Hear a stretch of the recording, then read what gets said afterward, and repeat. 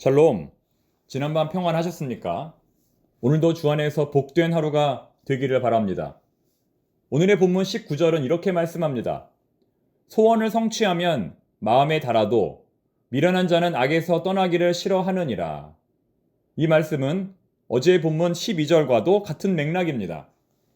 소망이 더디 이루어지면 그것이 마음을 상하게 하거니와 소원이 이루어지는 것은 곧 생명 나무니라.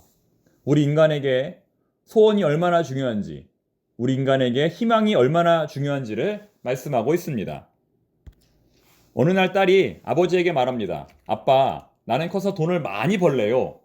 반드시 100억을 벌어서 그 돈을 하나도 남김없이 가난하고 어려운 사람들을 위해 쓰고 싶어요.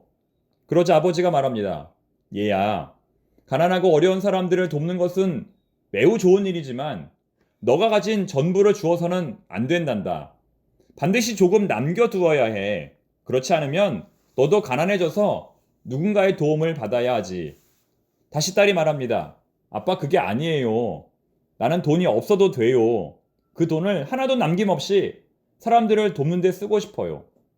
다시 아빠가 말합니다. 조금 화를 내면서 말합니다. 딸아, 그렇지 않단다. 그럼 너는 노숙자가 되어서 나라의 도움을 받아야 해. 너는 반드시 돈을 남겨두어야 한단다. 또 딸이 말합니다. 아빠, 글쎄 나는 아무것도 필요 없다니까요. 그냥 100억을 벌어서 남을 돕고 싶어요. 아빠가 말합니다. 딸아, 좋은 생각이지만 그 돈을 절대로 다 주어서는 안 돼. 반드시 남겨서 재투자를 해야 해. 그래야 계속해서 다른 사람들을 도와줄 수 있단다. 딸이 말합니다. 아빠하고는 도대체 이야기가 통하지 않아요. 아빠가 말합니다. 나도 그렇단다.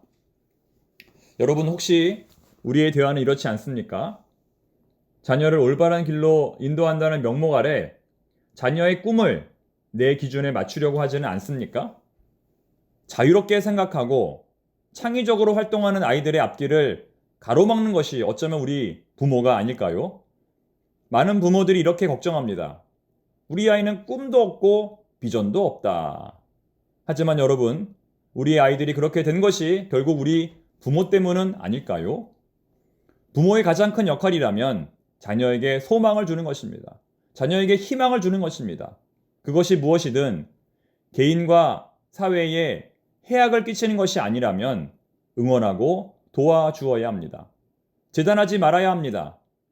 실패가 보인다 할지라도, 어려운 길이라 할지라도, 돈을 많이 벌지 못할지라도 판단하지 말아야 합니다. 탕자 이야기에서 아버지는 왜 둘째 아들의 일탈을 막지 않았을까요? 지난주 양형구 목사님께서 설교하신 것처럼 실패도 의미가 있기 때문입니다. 진정한 실패자는 아무것도 하지 않는 사람입니다. 무엇인가 해보려 하다가 실패한 사람은 실패한 사람이 아닙니다.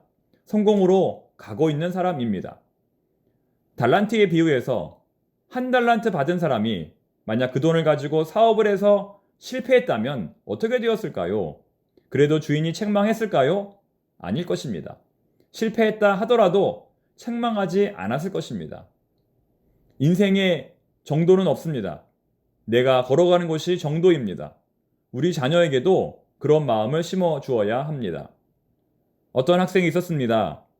초등학교 1학년 때부터 고등학교 3학년 때까지 학교에서 1등을 놓친 적이 없고 항상 100점을 맞는 우수 학생이었습니다. 그런데 이 학생이 대학교에 들어가 처음으로 동아리 활동을 하다가 실패를 맛보게 되었습니다. 어떻게 되었을까요? 그만 자살을 하고 말았습니다. 인생 처음으로 겪게 된 실패를 감당할 수 없었던 것입니다. 다시 말해, 건강한 사람은 실패를 많이 경험해 본 사람입니다. 용감한 사람은 실패를 많이 경험해 본 사람입니다. 여러분, 다윗이 골리앗과 싸울 때 왜 물맷돌을 5개 가지고 나갔을까요? 실패할 경우를 대비한 것입니다. 이 정도로 우리 인생에서 실패는 중요합니다. 실패가 주는 교훈이 성공이 주는 교훈보다 훨씬 더 큽니다. 사람들이 언제 예수를 믿을까요? 실패했을 때, 넘어졌을 때 예수를 믿게 됩니다. 성공했을 때, 잘 나갈 때는 예수가 보이지 않습니다. 예수님이 직접 찾아와 눈앞에서 이야기를 해도 그 말이 들리지 않습니다. 그러나 실패하면 보입니다. 실패하면 들립니다. 그러므로 우리는 실패할 수 있는 기회를 가져야 합니다. 여러분, 우리 자신과 우리 자녀에게 실패할 수 있는 기회와 용기를 주십시오. 잠언 26장 13절에는 이런 말씀이 있습니다. 게으른 자는 길에 사자가 있다, 거리에 사자가 있다 하느니라. 무슨 말입니까? 실패가 두려우면 결국 한 발자국도 나갈 수 없는 사람이 된다는 것입니다. 우리가 잘 아는 발명왕 토머스 에디슨은 실패의 왕입니다. 그가 실패한 횟수는 그가 성공한 횟수의 수십 배는 될 것입니다. 하지만 우리는 토머스 에디슨을 실패한 사람이 아니라 성공한 사람으로 기억합니다. 사실 에디슨은 젊은 시절에 귀를 먹었다고 합니다. 그러나 그는 낙심하지 않고 열심히 연구해서 1000개가 넘는 발명품을 만들었습니다. 그는 말년에 이렇게 고백했습니다. 참으로 감사한 것은 내가 젊어서 귀머거리가 된 것입니다. 잡음이 들리지 않았기 때문에 연구에만 몰두할 수 있었습니다. 청각장애는 나에게 많은 도움을 주었습니다. 악성 베토벤의 경우도 마찬가지입니다. 우리가 아는 대로 베토벤은 나이가 들면서 점점 귀가 들리지 않게 되었습니다. 그러나 운명 같은 그의 위대한 작품들은 그가 완전히 귀를 먹은 후에 만든 작품들입니다.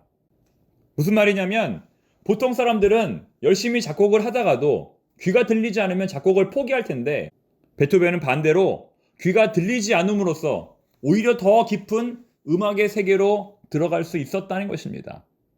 이렇게 볼 때 우리 인생에서 우리가 그 어떤 나쁜 상황을 만나도 포기할 이유가 없습니다. 오히려 그것이 우리에게 에너지가 되고 동기부여가 됩니다. 중요한 것은 생각입니다. 우리의 생각이 바뀌면 우리의 인생도 바뀝니다. 지금 우리에게 닥친 고난은 무엇입니까? 지금 우리에게 있는 어려움은 무엇입니까? 그것을 바라보는 우리의 생각이 바뀌기를 바랍니다. 기도하겠습니다. 하나님 아버지, 고난을 바라보는 우리의 생각이 바뀌기를 원합니다. 실패를 바라보는 우리의 생각이 바뀌기를 원합니다. 실패가 두려워 아무것도 하지 않는 용기 잃은 사람 되지 않도록 오늘도 말씀으로 저희들을 채워 주시옵소서. 성경을 필사하면서 성경을 하루에 10장씩 읽으면서 우리의 마음이 정리되고 하나님께 집중하고 다시 일어설 용기를 얻게 하옵소서. 우리의 마음에 소원이 있기를 원합니다. 우리의 마음에 비전과 희망이 있기를 원합니다. 주 안에서 오늘도 모든 일을 잘 감당할 수 있도록 지혜와 능력을 더하여 주시옵소서. 예수님의 이름으로 기도드립니다. 아멘.